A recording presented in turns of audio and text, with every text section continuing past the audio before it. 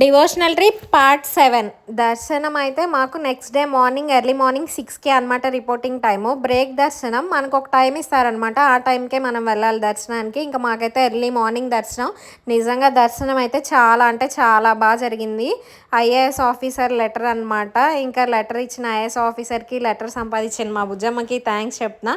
నిజంగా నేనైతే first time స్వామివారిని మూడో గడప నుంచి అంత దగ్గర నుంచి చూడడం ఒక్కసారిగా నాకు గూస్ బంప్స్ వచ్చేసినాయి.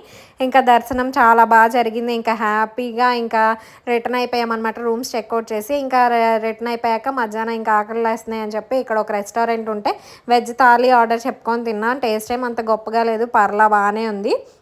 ఇంకా తినేసి ఇంకా స్టార్ట్ అయ్యాం. ఇంకా మొదలైందనమాట వర్షం. అసలు ఇలాంటి వర్షం కాదు, ఫుల్గా వర్షం పడింది. ఇంకా కార్ అలా స్లోగా డ్రైవ్ చేసుకుంటూ వచ్చా. యాక్చువల్గా అమ్మవారి టెంపుల్కి వెళ్ళి ఇంటికి వెళ్దామని ప్లాన్ ఉండేది. ఈ వర్షం వల్ల జర్నీ లేట్ అయిపోయింది.